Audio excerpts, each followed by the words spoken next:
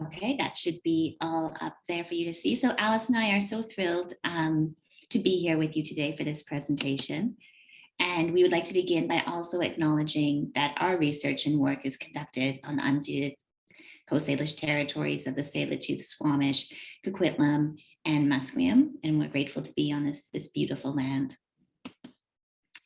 So after this very brief introduction, we'll get into our presentation, which is sort of a presentation in two parts under a common theme. So I'll start talking about research I've led around the experiences of frontline workers in the health and social care sector. And then Alice will focus in on migrant and immigrant women working in the food and accommodation sector. And then hopefully we'll have time for some good discussion. We'd like to really acknowledge that this work is supported by a number of funders, as you see there. It is part of the broader Gender and COVID Research Project, which is conducting research in 12 different countries, including here in Canada. The work I'm presenting is really the result of a team effort, including researchers at SFU, UBC, and Johns Hopkins University in the States. We've also been really lucky to have some great organizations supporting our work in terms of helping us recruit participants, providing some advice and input as we go along. So we're very grateful for that. So I wanted to start with sort of explaining the title of our presentation. And we put women's work in quotations very much on purpose, because what we're talking about here is not necessarily work done by people who identify as women, though that's part of it. It's also about work that is historically and socially and culturally feminized.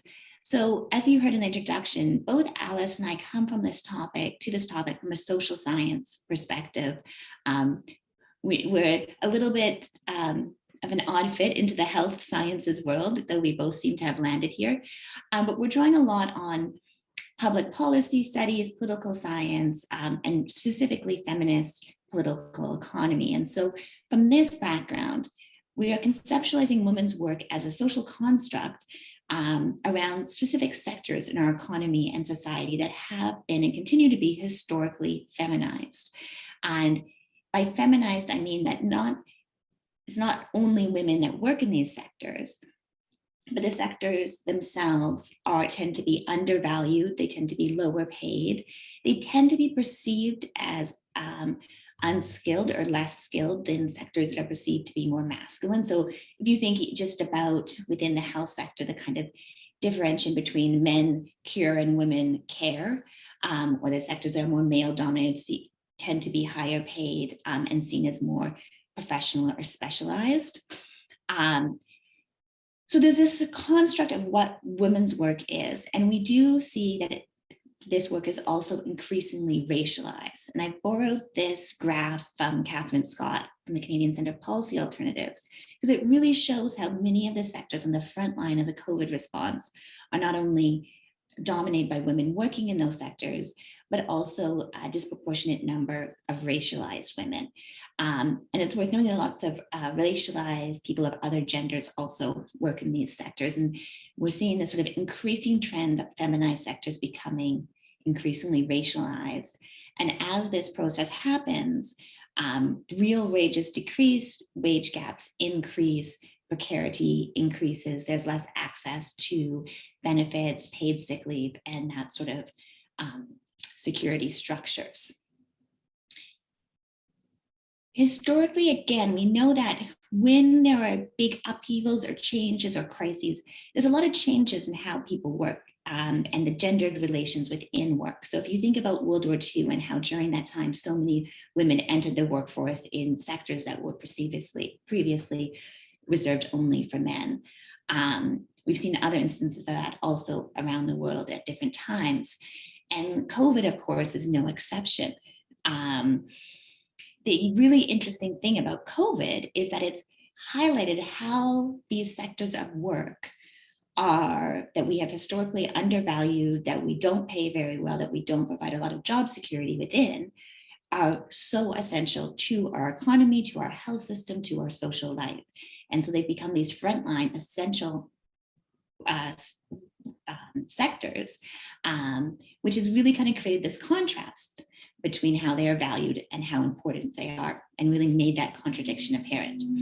So this is kind of the interesting puzzle that we're unpacking and looking at, and really wanting to look at, okay, how has COVID, which has really affected these sectors the most, therefore affected women's work and well-being? And within this change and in this amongst this chaos, are there opportunities for transformation to more equitable systems? So what I'm going to share first is the results of research that I've been doing with frontline health and social care workers. This research went on for about a year, so kind of I think the first year of the pandemic pretty much.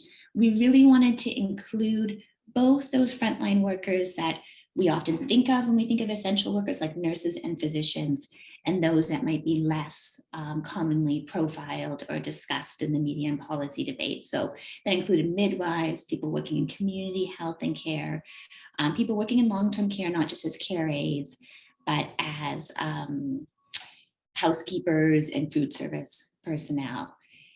Last week at CG's excellent trainee symposium, 2 of the students who worked on this project presented about long-term care and about nurses, and those recordings are available now. And so because that it was covered so well last year, I'm going to focus more on midwives and community healthcare workers and physicians. And the physicians inclusion here is kind of interesting because, of course, medicine is not a feminized perspective. So I've included this in a way, it's almost to be like the exception to prove the rule, because medicine continues to remain slightly masculine dominated, and leadership in medicine is definitely masculine dominated. And the way we view physicians is still within this kind of realm of highly professionalized, well-paid, really revered members of our society. So it's a bit different, but I think as you'll see, there's some very common trends. Due to time limitations, this is going to be a really kind of high level analysis. We analyze the transcripts from our focus groups and our interviews using a combination of thematic and framework analysis. And I'm just going to focus on like the really big broad themes here, but hopefully we can kind of get into some of the nitty gritties too through these examples. So the first thing that came up was this concept of being essential. And there were some really interesting discussions as these healthcare and social care workers who had worked in their field for a long time, all of a sudden found they were being held up as heroes and celebrated. And in many ways, this highlighted the contradiction between that sort of reverence and their experience as women working in often undervalued sectors. This quote here is from a midwife who talked about how every time she went into the maternity ward, beside the elevator, there was this life-size poster of Superman and this kind of phrase around, healthcare workers being heroes. And not only did she not identify with its very masculine image, but she says, that's not what I want. I don't want a poster. I want the basic stuff. And for midwives, the basic stuff was gloves and masks and other PPE. Midwives in BC actually are not considered essential workers. So they were actually in a way excluded from this definition. They are regulated as allied health workers. And what that meant in the context of COVID was they did not have access to government supplied PPE. So in the early days of the pandemic, they did not have gloves or masks. And they couldn't buy them themselves because of shortages and supply chain issues. So they told us about, sewing their own masks, having to rewash gloves, seeking out contracts with like the local distillery to be able to get hand sanitizer, and really struggling just to have the basic equipment to keep themselves and the people they were taking care of safe. And that's really added to, high levels of stress and anxiety. And a lot of people talking about leaving the profession and burnout because of how they were treated. They also were not able to access pandemic paid top-ups that other healthcare workers were, or sources of funding to ensure physical distancing in their office or shift to virtual care, which other healthcare providers were. So they really were kind of living this contradiction of going into the hospital, seeing information and all this sort of messaging around essential work, but not having the most very basic of supplies. And it's worth noting that midwives do, participate in the birth of about 25% of babies in BC. So this is, people providing care to a quarter of those bearing children. Other healthcare workers also talked about this contradiction. And nurses who worked in COVID wards talked about being so understaffed that they didn't have time to go to the bathroom, that there was no food or other supplies provided for them in the ward because of fears of infection. And so they, also kind of had similar experiences of saying, we're celebrated as essential, but I can't even get a bathroom break. I can't even get a cup of tea. And so there's this real contradiction. There was also acknowledgement that being essential made it harder to refuse work, that employers were able to ask more of women because they were essential. And so there was sort of this connection between both being essential and being somewhat more exploited. And this refers back to, in the care economy and feminist literature, this idea of care work sometimes being a prison of love. So because you care, you cannot resist work, you don't have as much power to negotiate sometimes the conditions of your work. And we definitely heard those sort of themes. We also heard a lot about moral distress. So moral distress is the concept that comes out of nursing literature, and it refers to the traumatic experience healthcare workers go through when they can't meet the ethical standard of care they personally feel is necessary because of external constraints. So in the context of COVID, this really emerged in the sense that the physical distancing policies the physical distancing required for care work, which most of these professions engage in, is, physical distancing and care are the opposite of each other. You can't provide the quality care you want and keeping physical distance. And in this really extreme case, this community health worker talked about how, because of COVID protocols, she had to reduce her interactions with clients. Clients were being required or recommended to find private accommodation to be on their own.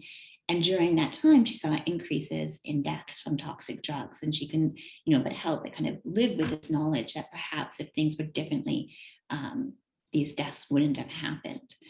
We also heard from nurses who talked about, the seeing clients or patients struggling with loneliness because their family and their friends couldn't come visit. And so wanting more interactions with nurses, but nurses having to keep that distance and spend as little time in the rooms as possible. And so really experiencing a lot of distress over being unable to meet the needs of those they care for.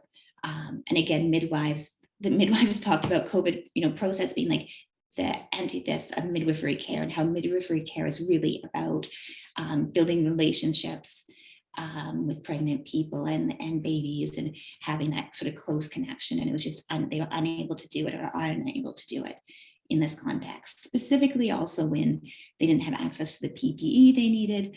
And then staffing issues really impacted the ability of people to provide the care that they felt was necessary. And we know that moral distress is associated with long-term mental health issues, as well as burnout and healthcare worker attrition. So this is, quite a serious, both immediate and long-term effect. So in the care economy and feminist literature, the triple burden refers to the burden that most often women in our westernized society take on, or is forced upon us, in the sense of the paid work that is done, as well as the unpaid work. And we know in Canada, women do 2 to 3 times more unpaid care work than men, as well as what's called kind of community or household management work. So the mental work of, booking vaccination appointments, getting children registered for school, remembering grandma's birthday, organizing neighborhood events. That sort of mental work is the third burden there. And again, all of the respondents really talked a lot about the interruptions to school and childcare directly impacting them and increasing that burden, at the same time as their work burden was also increasing. And women physicians, as I said, were a bit of a different population group within this study because they don't work in a feminized profession. But in this case, their challenges were almost more extreme because their profession was so masculinized. They really talked about a lack of awareness and support systems for dealing with this triple burden in a context of crisis. So this quote is from a woman physician who talked about how during the initial lockdown, an email went around only to the women physicians that said, hey, if you can't meet all your shifts, we'll fill in for you. And the we was the male physicians. And how the men who had started this initiative thought they were being really, well-meaning, that they were going to help out these women who were struggling with multiple burdens. But for the women, that meant losing income. And many of them were the primary income earner in their household. And so they talked about how their sector was really designed on the assumption that the physician would have somebody at home doing the care work for them. And for these women, that was not the case. The women physicians also had some very interesting insights about hospital leadership and health systems leadership in general. And that was about how the crisis response, the emergency response to COVID, structured a greater sort of command and control style response. And they described it as being almost military-like. So decisions had to be made quickly, they had to be made urgently. And this led to less process and consultation. And we've seen this in previous health crises too. The tyranny of the urgent takes over and there's less time for consideration of equity issues. In this case, the kind of this sort of urgency, some participants saw it as being used to justify a more dictatorial type of decision making. Others saw it as sort of that being a consequence of it, because the people in decision making who within health systems continue to be masculine were making the decisions. They weren't aware, they didn't think about childcare, they didn't think about all of the professions engaged. And so there was this challenge in terms of decision making. And you can see in the graph here, this is the results of the other participants, not physicians, who participated in focus groups when we asked them with a poll, do you feel you had input into decision making? And you can see that the majority didn't didn't feel they had that input. Even though these are the people doing the very frontline work, they had the most intimate knowledge of what was going on. Interestingly, many of the participants really recognized and talked about the gendered nature of their work unprompted. They were doing the gender analysis in the focus groups and in the interviews, and they talked about these themes around women being more compassionate. And the structure of women is more compassionate, then opening up workers to being, facing greater exploitation. They also talked about how, the care work that women do leads to greater emotional involvement. And even though this is so essential to providing quality care, it is not valued in the health system. So women physicians talked about being told to leave their heart at home, being told they care too much. And there was a sort of contradiction, and they recognized that the care work that they were doing, the emotional involvement, some of these more feminine traits were very valuable, particularly in the context of a COVID crisis, as well as always. But at the same time, they were devalued within the health system and seen as a weakness and a waste of time, or leading to their own, impacts on themselves in terms of their mental and physical health. Midwives really kind of emphasize the fact that not only is this almost a completely feminized profession in terms of who works in it, but they are caring for feminized people in terms of childbearing people. And so they felt this really was reflected in how that profession has continued to be undervalued within the province. So within this sort of admittedly dire assessment of the effects of COVID on women's work, are there opportunities for transformation? And there were definitely, we heard about and we engaged a lot around, some really positive changes. Midwives did eventually, after a few months, successfully advocate to have access to government supplied PPI and some support, so they never did qualify for like pandemic pay top-ups or anything like that. We're seeing lots of healthcare sectors in terms of cleaning services, food services, as well as long-term care becoming reunionized. So much of that work was deunionized over the last few decades. And those workers are both becoming unionized, and in cleaning and food services, moving more in-house as opposed to contract work. And hopefully these changes will lead to them having more power and ability to advocate for better working conditions. The unions and associations I spoke to talked a lot about adopting and trying to develop EDI policies and trainings, recognizing the racialized nature of their healthcare and different challenges both women and racialized people were facing. And the Vancouver Physician Staff Association has been quite active in advocating for more diverse leadership. So there is some momentum here. There's more recommendations and more details on all of this in a report recently released by the BC Women's Health Foundation called Invisible No More. And I'll pop the link to that in the chat shortly if anybody wants further information. And with that, I'm going to stop and hand it over to Alice, who's going to now focus in on a specific group of women in the accommodation and food service industry. Yeah, no, thank you for that, Julie. I think we will find some common themes between the two presentations, and particularly I will be speaking on research that I've been working on, and it's still ongoing. So these are preliminary findings where I'm speaking with recent immigrant and in this presentation, specifically women working in the food and accommodation industry. So this will be a presentation of information around 8 participants I spoke with through semi-structured interviews, and also 2 key informant interviews I held with someone working with as a union representative, representing primarily women in the in hotels, and another as an outreach worker working with an organization supporting ununionized workers in restaurants. As you can see, there is like a wide range of characteristics from the people I spoke to. 2 of them were single moms, and none had extended family in Canada, and 3 required interpretation support.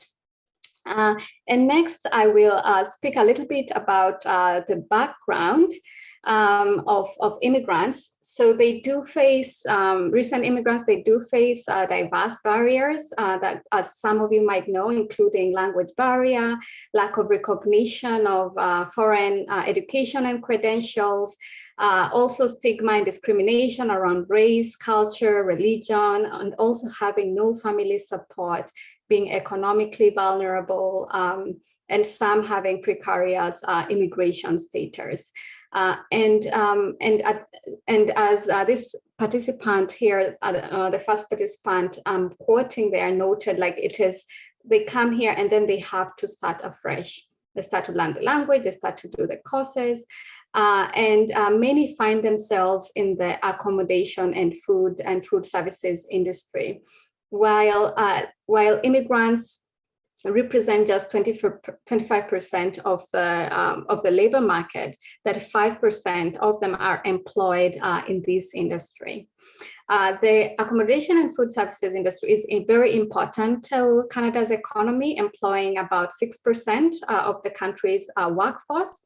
And a majority of workers are low income. In BC, they earn 41% less than the average hourly wage. Majority of the workers in the industry are women, are 59% in BC are women in the industry, and also a majority are part-time or temporary workers. They are overrepresented among unionized workers, and there is a very high turnover, and is among the industry with the highest job vacancy rates. and also the precarity that this industry is also known for. Its precarity in terms of no or limited employment protection, such as workers working without contracts, without HR policy, and not being unionized. As one key informant noted, it's a wild, wild west. So there are tons of laws around getting paid and overtime and stat and all that, but still workers don't have access to that. And also I wanted to mention that the precarity could be perceived as, the inability of someone to react to contingency, to plan for the future because their situation is uncertain. And this is characterized by fears and certainties and making someone to be in a vulnerable position. So this combined with the barriers that immigrants face, and particularly immigrant women, then creates layers of precarity. And in the industry, other people having kind of exacerbated precarity are those who do seasonal work, and combine this with probation work, where one key informant noted, when you're in probation, you basically have no rights. You lose that ability to negotiate for conditions for work, and then you became in a position of being exploited. And migrant workers, for instance, who are sponsored by their employer or attached, where the accommodation and healthcare benefits are attached to their employer. So there is all these layers, and also the industry itself, there are barriers to being unionized, such as high turnover, don't get time to organize, and also just the fear of losing employment because there is no protection to start with. And as one key informant here, the second quote saying that, even being unionized and having a contract is not so ironclad because you still don't have control. The employer, you can have like a full-time contract, but our employer will say there is no work. And so then you lose the ability to, or control over your hours, over your income. So increases economic or financial precarity. Next slide. So I will highlight some of the key themes that came to me, and of course this is still very preliminary. So I will look at financial struggles, childcare struggles, mental health struggles, and also look at how COVID-19 exacerbated or predicted to exacerbated the precarity in the industry for workers, and some of the coping mechanisms that the participants spoke of. Next slide. Yeah, and so first I want to just highlight the employment change in the industry. So this is an industry that was significantly and consistently hit by the various waves of the pandemic, and it's an industry that has not recovered to this point. So as of August this year, the service sector is back to pre-COVID employment levels, but still the accommodation and food service industry falls behind. And as an industry that is, front-facing, it's vulnerable in terms of pandemic, as was demonstrated. And this combined with precarity of workers in the industry and additional workers of immigrant, this is demographic. So the demographic I was speaking with, I will say, is likely one of the most economically impacted by the pandemic. Next slide. And so I want to speak about the financial struggles that were highlighted. Participants spoke of, how they lost their income, and that really being the biggest stressor in their life. And up to now, they have not recovered. Like the first participant, I will just quote her. Instead of working 7 hours a day, like she used to, she now is working only 2 days, and one of those days are on call. And in one instance, she earned less than $150 a day. So got 2 checks for a month and having less than $500. And so this really became a stressor. And as the second participant highlighted, I paid all of my income and my husband's too to just afford the rent. And now she's looking to move houses just to be able to manage finances. So people have to renegotiate their expenses. And even at the time of the pandemic, 2 of the women I spoke to actually moved apartments, and one and this represented for one an increase in rent of 45%. So these are some of the financial struggles that they endure. And another thing is the childcare struggles. And this was linked also to the financial struggle. And this was highlighted as a barrier to them actually being employed or being re-employed. And this is still ongoing.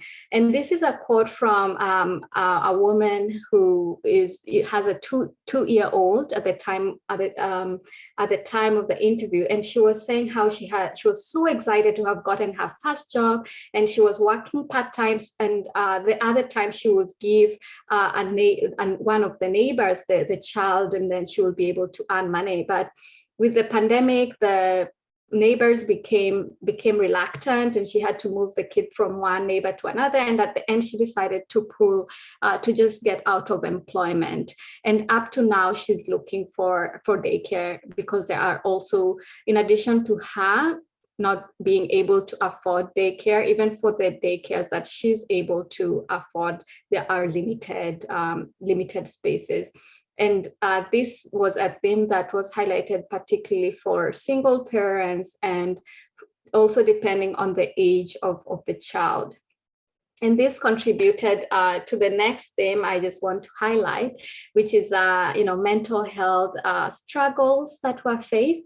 Actually earlier on in the pandemic, in 2020, statistics by a study by Statistics Canada showed higher levels of anxiety and mental health impact among recent immigrants compared to long-term immigrants and Canadian-born residents. And this study, what has indicated is that this trend is likely to be ongoing, and particularly for those who face financial struggles. So this is a quote by a participant who, noting, on the 16th of every month, she feels very stressed. She has to collect 1,400 for rent.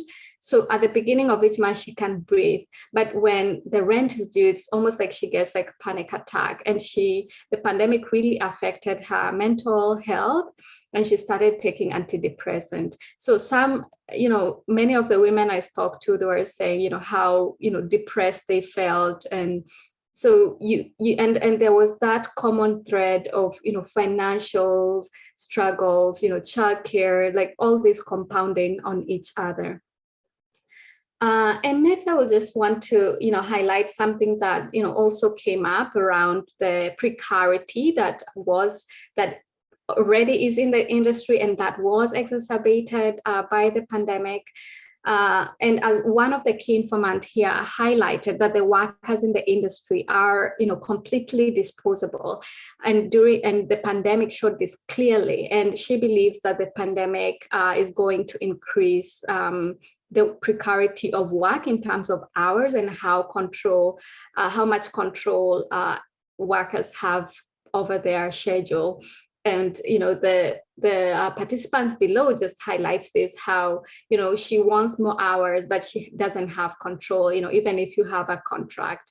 And the economic precarity, as one participant put it, she could earn between 1,500 to 1,500 to 3,000 a month, depending on available work. So that it means you cannot plan. And key informants also highlighted discriminatory practices that were happening with regards to rehiring, favoritism, racism, discrimination, and also employers trying to replace long-term workers who had gained increases in their income, to replace with new workers to reduce essentially labor costs. So there was that really came up, and the government did next slide. So the government did help. The participants mentioned how the government assistance program that came up, including SAB, CRB, including some of the provincial benefits, they helped, but some people fell through the cracks, because among Among the 8 participants, only 4 benefited from one or more government program, despite all of them being economically impacted by the pandemic. A study earlier this year noted that 48% of participating immigrants who lost jobs or experienced reduced hours actually reported receiving SAB or EI, so less than 50%. And many were unaware of the benefits or believed they did not qualify. So these are the same stories I'm hearing when I spoke to the women. The biggest barrier that came up for me was the technical barrier as well as the language barrier. Knowledge barrier and technical barrier, also related to language barrier. They mentioned about they're having too much information or not understanding, or the application process being complicated. So as this first participant quoted here, she had to hire an accountant to do so, to apply for EI, because she did not understand about SAB. Because there was too much information, she was trying to call the government, but because of language issues, she could not understand. So she decided to apply for EI. Also, there was some eligibility barrier, and I'll just highlight one of them. And that is the $5,000 that was required as prior income for SAB, and the single mother could not afford it. Could not be eligible because she had not worked much hours prior. And of course, newcomers that I spoke to who came to Canada during the pandemic will not benefit. And it is estimated that 175,000 workers in 3 industries, including accommodation and food services industry, could not could have been excluded from SAP due to these eligibility criteria. So there was, lots of those barriers that were highlighted. Another thing that came up, constantly was the women saying, I want to work, I don't want government benefits. And this came from a work ethic, from personal values. They were saying, I want to, to be a model to my child. And here quoted is one participant, noting that in the beginning, she needed the benefit, and she was told to apply, but she said, no, I don't want it. She really, this is interpreted as she really appreciates the hard work. She applied for them when she was really, really in need to survive. So at the survival level is where they wanted to apply. And some even applied but stopped in the middle saying, I think I can sustain myself. So that is another theme. So there is limited access from demand side, but also from supply side, but also from demand side. And next, I will highlight, some of the coping strategies that were highlighted. One participant, for instance, started to do like a small business catering from her home and, selling food to neighbors and friends. And this, he noted like so many things, so many benefits that came from it. She was able to engage her 3 children who are at home. Then she was able to get economic benefit from that because she was out of work, but also it helped her mental well-being. And another, two of these highlighted quotes, this shows, the ripple effect that government benefits can have. So this is a mom, the single mom I was speaking about. She was able to use some of the money she received to fly in her mom from Congo to help her take care of her child as she, looks for work.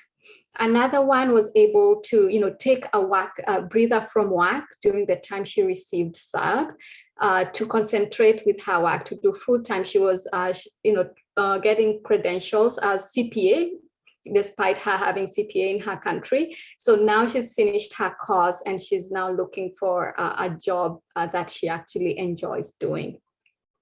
So those are some of the, mechanisms that they use to cope. And I would like to highlight that despite the precarity in the industry, there are people that are pushing back, that are unionizing. And these are photos from recent campaigns. And, on the right there, that's from the BC Unequal Women. So these are, longer term immigrant women working in hotels, highlighting highlighting the discrimination that was happening in terms of rehiring back. So they are fighting for their rights. And one of the key informant noted that women are stalwarts. They're kind of the glue that holds together the union. They call their workers to fight for their rights. However, this does come at a cost. It comes at a cost of them spending time away from home, even risking their employment.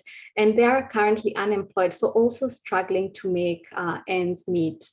And also, I would like to just highlight a success that happened in June this year. So workers at a Starbucks in Victoria were able to join the United Steelworkers Union, and they got their first contract. And this contract included language around workplace harassment and even increased their wages. So those are some of the successes we are seeing in the industry, despite fears of precarity being exacerbated and potentially being sustained post-COVID.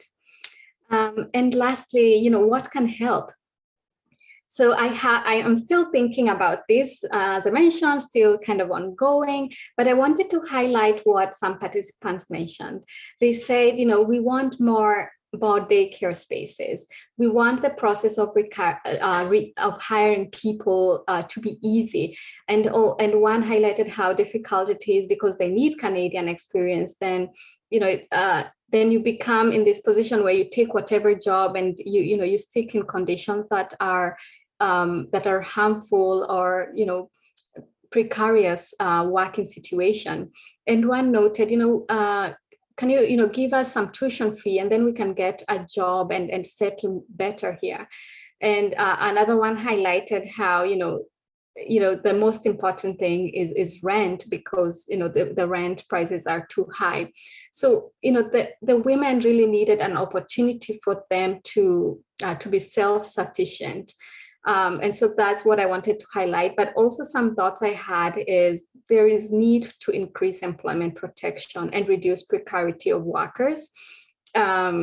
And the unions are fighting for this, for contracts, for HR policies, for open work permits for migrant workers. And also, in terms of crises like COVID, we need more inclusive government benefits in terms of thinking of the eligibility and reducing barriers so that that benefit can reach the most vulnerable people and people living in really precarious situation in terms of pandemics. And yeah, that is all for me. Thank you so much.